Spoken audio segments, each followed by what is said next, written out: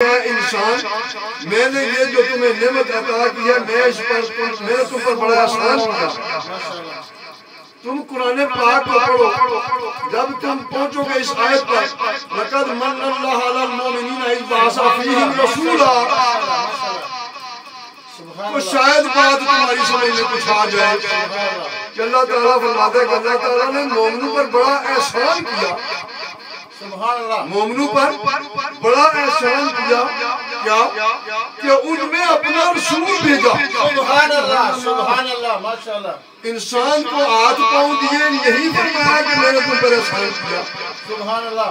آنکھیں دی, ناک دیا, کان دیے اور بے شمار نعمت دی, ماں باپ دیے, اولاد دی, بہن بھائی, یعنی جن نعمتوں کا ہم شمار ہی نہیں کر سکتے.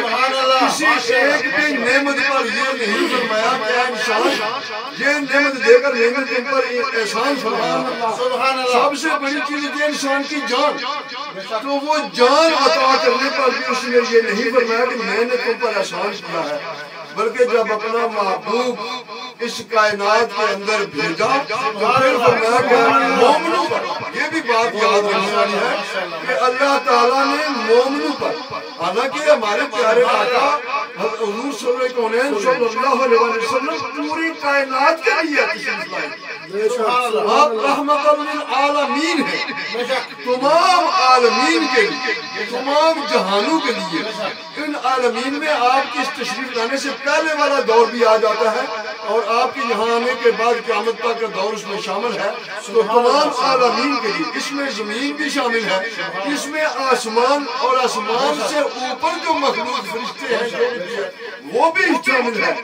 زمین کے نیچے زمین کی تہہ تک جو اللہ کی مخلوق ہے وہ سب اس دائرے میں آ جاتے ہیں. سب کے لیے وہ رحمت ہے, رحمت للعالمین ہے. اور اللہ تعالیٰ نے جب ان کو بھیجا تو پھر اس وقت فرمایا کہ مومنین پر اس باسا فیم رسول اللہ لقد من اللہ علی المؤمنین. اللہ تعالیٰ نے مومنین پر بڑا احسان فرمایا. تو انسانوں کا ذکر نہیں کیا, مومنین پر, یعنی جو ان کے ماننے والے ہیں, جو ان پر ایمان لے آئے ہیں, ان پر اللہ تعالیٰ نے احسان فرمایا. تو اس آیت پاک کو پڑھنے سے کچھ اندازہ ہوتا ہے کہ اللہ تعالیٰ کا جو اشارہ ہے کہ اللہ کی نعمت کے خوب تذکرے کرو, یقیناً اللہ تعالیٰ کی وہ یہی نعمت کبریٰ ہے جو تمام نعمتوں سے سب سے بڑی نعمت ہے. بلکہ تمام نعمتیں جس کی وجہ سے ہمیں عطا ہوئی ہے وہ وہی ہستی ہے جسے دیکھ کر اللہ تعالیٰ نے فرمایا کہ میں نے مومنوں پر بڑا احسان کیا. سبحان اللہ سبحان اللہ. تو لہذا ہمیں اللہ تعالیٰ کے اس احسان کے مسئلے میں اس کا شکر ادا کرتے ہوئے بھی اللہ تعالیٰ کے اس احسان کے لیے اس کے محبوب کی اس دنیا میں تشریف آوری کے تذکرے, یعنی احسان یہ کہ رسول کو بھیجا. رسول یہ نہیں فرمایا کہ وہ رسول تم پر احسان ہے. مومنوں تمہیں نے اپنے رسول کو جو بھیج دیا وہ بھیجنا جو ہے وہ اللہ تعالیٰ کا احسان ہے. ورنہ ہمارے پیارے آقا صلی اللہ علیہ وسلم ذات اقدس جو ہے وہ تمام احسانوں سے بڑا احسان ہے, تمام نعمتوں سے بڑی نعمت ہے, کیونکہ اللہ تعالیٰ نے یہ ساری کائنات پیدا ہی اپنے محبوب کے لیے. حضرت آدم علیہ السلام کی جب توبہ قبول ہوئی, جب آپ کو جنت سے نکال دیا گیا تو آپ توبہ کرتے رہے, اللہ تعالیٰ سے معافی مانگتے رہے, نہیں ملی. لیکن آخر کار اچانک اللہ تعالیٰ کی طرف سے یہ ان کے دل میں الہام ہوا تو آپ نے عرض کیا کہ یا اللہ تیرے عرش پر وہ محمد صلی اللہ علیہ وسلم کا نام تیرے نام کے ساتھ لکھا ہوا ہے, میں اس کا واسطہ تجھے دیتا ہوں, میری یہ غلطی معاف فرما. کیونکہ جب حضرت آدم علیہ السلام میں روح پھونکی گئی تھی, آپ کی جو آنکھ کھلی تو عرش مولا سامنے تھا اور عرش مولا پر لکھا ہوا تھا لا الہ الا اللہ محمد رسول اللہ. تو عرض کی کہ یا مولا عرش مولا کے اوپر تیرے نام کے ساتھ جو نام محمد صلی اللہ علیہ وسلم لکھا ہوا ہے تجھے اس کا واسطہ دیتا ہوں, میری کتاب معاف کر. اللہ تعالیٰ نے فرمایا کہ آدم تو نے میرے محبوب کا نام دیا, اب میں نے تمہاری کتاب معاف کر دی. لیکن یہ بتا کہ تجھے یہ کس نے بتایا ہے کہ تو محمد کا واسطہ پیش کر، محمد کا وسیلہ پیش کر؟ تو سیدنا حضرت آدم علیہ السلام نے عرض کی کہ یا مولا میں نے جب آنکھ کھولی تھی تو نے روح مجھے عطا فرمایا اور میں نے آنکھ کھولی تو تیرے نام کے ساتھ میں نے تیرے محبوب کا یہ نام لکھا ہوا دیکھا تو میں نے یہ سمجھ لیا تھا کہ یقیناً یہ کوئی ایسی ہستی ہے جس کا نام اللہ تعالیٰ نے اپنے نام کے ساتھ لکھا ہوا، اس ہستی کے ساتھ اللہ تعالیٰ کو سب سے زیادہ محبت اور پیار ہے، اس لیے میں نے یہ واسطہ پیش کیا، وسیلہ پیش کیا۔ اللہ رب العزت نے فرمایا کہ آدم تو نے سچ کہا، یہ میرا محبوب ہے اور میں نے اس کی خاطر ہی یہ دنیا پیدا کی ہے، اسی کی وجہ سے میں نے سب زمین و آسمان بنائے ہیں، سب کچھ پیدا کیا ہے، فرشتے پیدا کیے ہیں، جن پیدا کیے ہیں۔ اے آدم اگر میں نے محمد کو پیدا نہ کرنا ہوتا تو مجھے اپنے جلال کی قسم میں تجھے بھی پیدا نہ کرنا۔ نعرہ تکبیر، نعرہ تکبیر، نعرہ رسالت، نعرہ رسالت، جشن عید میلاد النبی، علماء اہل سنت زندہ باد، ماشاءاللہ۔ تو اللہ رب العزت نے فرمایا کہ آدم اگر میں نے محمد صلی اللہ علیہ وآلہ وسلم کو پیدا نہ کرنا تھا تو تجھے بھی پیدا نہ کرنا۔ سبحان اللہ، ماشاءاللہ ماشاءاللہ۔ اب اگر حضرت آدم علیہ السلام کو پیدا ہی نہ کیا جاتے تو ہم کہاں سے آتے؟ تو گویا ثابت ہوا کہ ہم جو ہے وہ ہمارا وجود وہ بھی ہمارے پیارے آقا صلی اللہ علیہ وسلم ہی کی وجہ سے یہ زمین آسمان چاند سورج ستارے کائنات کی ہر چیز صرف اور صرف اللہ تعالیٰ نے اس وجہ سے پیدا فرمائی کہ اللہ تعالیٰ نے اپنے محبوب کو اس دنیا میں بھیجنا تھا۔ تو گویا آپ یوں کہہ سکتے ہیں کہ اللہ تعالیٰ نے پہلے یہ دنیا کا ایک سٹیج بنایا، اس کے اوپر ستاروں کے کنکمے لگائے، اس میں پھول اور حجر و شجر پیدا کر کے اس کو ڈیکوریٹ کیا، اور جب یہ مکمل طور پر ڈیکوریٹ ہو گئی تو پھر اپنے محبوب کو اس دنیا میں بھیج دیا۔ آج اگر ہم سٹیج بناتے ہیں، ڈیکوریشن کرتے ہیں تو یہ بھی اللہ تعالیٰ کے اس عمل کا ایک چھوٹا سا انتہائی چھوٹا سا ایک حصہ، اللہ تعالیٰ کی یہ سنت ہے۔ پھر ہم پر یہ اعتراض کیا جاتا ہے کہ لوگ میلاد مناتے ہیں، یہ کہاں ہے، یہ صحابہ نے نہیں منایا، یہ کسی نے نہیں منایا۔ ہمیں آج ان چکروں میں پڑھنے کی ضرورت نہیں ہے، اصل ہمیں اللہ تعالیٰ نے یہ سعادت عطا فرمائی ہے تو ہمیں اپنے حساب میں مدن ہو کر اپنے محبوب کی محبت میں تو یہ کام کرتے جانا چاہیے، کرتے جانا چاہیے۔ کچھ نہیں سوچنا چاہیے کہ کون کیا کہہ رہا ہے، وہ وہابی ہے، وہ فلاں ہے، وہ فلاں ہے، چاہے باہر میں ہمیں کسی سے کوئی غرض نہیں، ہمارے لیے یہی کافی ہے۔ سمجھ نہیں آتی کہ ان بدبختوں کو کیوں ان کی سمجھ میں یہ بات نہیں آتی، اصل میں ان کی بدبختی ہے۔ ہمارے آقا کا جو میلاد ہے یہ تو آپ کے اس دنیا میں تشریف لانے سے پہلے ہی منایا جاتا ہے۔ ابھی اللہ تعالیٰ نے اس دنیا میں کسی کو پیدا ہی نہیں فرمایا، سب سے پہلے عالم ارواح نے انبیاء کی ارواح کو جمع کر کے اپنے محبوب کا ذکر کیا کہ میں تمہیں دنیا میں بھیجوں، تمہیں کتاب و حکمت دوں، تمہیں نبوت اور رسالت دوں، اور پھر اس کے بعد تمہاری تصدیق کرنے والا میرا پیارا حبیب اگر تمہارے درمیان آ جائے تو تم سب نے اس پر ایمان لانا ہے، ان کے کام میں ان کا ہاتھ بٹانا ہے، ان کے پیغام کو آگے پہنچانا ہے۔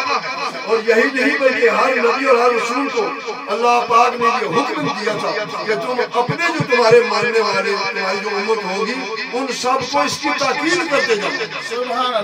اور تقریباً 1,20,000 انبیاء علیہ السلام جو تشریف لائے، ہر نبی اپنے دور میں ہمارے آقا صلی اللہ علیہ وسلم کا جو ہے ذکر کرتا ہے۔ آپ کی میلاد کا میلاد یہی ہے کہ آپ کے آنے کا ذکر، آپ کے تشریف لانے کا ذکر کرتے ہیں تو آپ کے فضائل بیان کرتے ہیں۔ تو ہر نبی یہ کام کرتا رہا، ہر نبی اپنی امت کو یہ تاکید کرتا رہا کہ میرے بعد اللہ تعالیٰ کا آخری نبی آنے والا ہے جن کا نام احمد ہوگا، اگر وہ تم انہیں پاؤ، میرے بعد وہ تشریف لاتے ہیں تو تمہارا کام ہے کہ ان پر ایمان لے آؤ، ان کا ساتھ دو۔ یہی تو میلاد ہے اور یہ کام ہر نبی نے کیا۔ اگر آج ہم پر شرک اور بدعت کا فتویٰ لوگ لگاتے ہیں تو پھر انبیاء اکرام کی طرف جائیں، پھر کیا ہوگا، ان کو کیا کریں گے؟ اور پھر یہی نہیں، یہ کام فرشتوں نے بھی کیے، اللہ رب العزت نے خود محفلیں اپنے محبوب کی منعقد کی، اور اس کے بعد یہ کام ہوتا چلا آیا۔ آج جو ہم لوگ ہم پر فتویٰ لگاتے ہیں ان کے اپنے جو اکابرین ہیں وہ خود میلاد کے قائل ہیں، وہ خود میلاد ان میں سے بعض مناتے تھے، بعض دوسروں کی محفل میں شریک ہوتے تھے، اور اس کے جائز ہونے کے ان کے اپنے فتوے موجود ہیں۔ آج ان کی بدبختی ہے، پتہ نہیں کدھر یہ چلے گئے، جب قرآن حکیم کے اندر اللہ رب العزت ہمیں واضح فرما رہا ہے کہ وَأَمَّا بِنِعْمَةِ رَبِّكَ فَحَدِّثْ، اپنے رب کی نعمتوں کے تذکرے کرو، اور یہ کہتے ہیں کہ نہ کرو۔ جب وہ اللہ کے قرآن اور اللہ کے رسول کی بات نہیں مانتے تو ہماری بات وہ کہاں مانے گا؟ اس لیے ہمیں اس چکر میں نہیں پڑنا چاہیے، ہمیں اپنے محبوب کے تذکرے کرتے رہنے چاہیے، اپنی محبوب کو کی محبت کو اپنے سینے میں بسا کر دوسروں تک اس محبت کو منتقل کرتے رہنا چاہیے، اپنے بچوں کی طرف، اپنے دوست احباب کی طرف۔ اصل میں جو ہے یہ بات تھوڑی سی مجھے میرے ذہن میں بھی آ گئی، اس کو آج پڑھنے کے میں ضروری سمجھتا ہوں۔ جب سے اسلام اس دنیا میں پھلنا پھولنا شروع ہوا تو جو اسلام کے مخالفین تھے ان کو شروع سے ہی یہ بڑی تکلیف تھی، وہ کسی نہ کسی طریقے سے اسلام کو روکنے اور اس کو زیر کرنے کی کوششیں کرتے تھے۔ ہر دور میں مختلف کوششیں ہوتی ہیں۔ ایک زمانہ وہ تھا کہ کسی مسلمان سلطان کا بادشاہ کا نام سن کر بڑے بڑے یہ جو مشرک اور منافق لوگ ہیں یہ کانپنا شروع ہو جاتے تھے۔ ان کا ایک پیغام جاتا تھا کہ اسلام قبول کر لو یا ہماری جو ہے وہ ماتحتی قبول کر لو، تو وہ خاموشی سے وہ جو ان کی بات مان لیتے تھے اور ان کے وہ ماتحت ہو جاتے تھے، ان کے اندر ہو جاتے تھے۔ اور اس کے ساتھ ساتھ انہوں نے یہ بھی سوچنا شروع کر دیا کہ کون سا ایسا طریقہ ہے جس سے مسلمانوں کو کمزور کیا جائے اور ان پر غلبہ حاصل کیا۔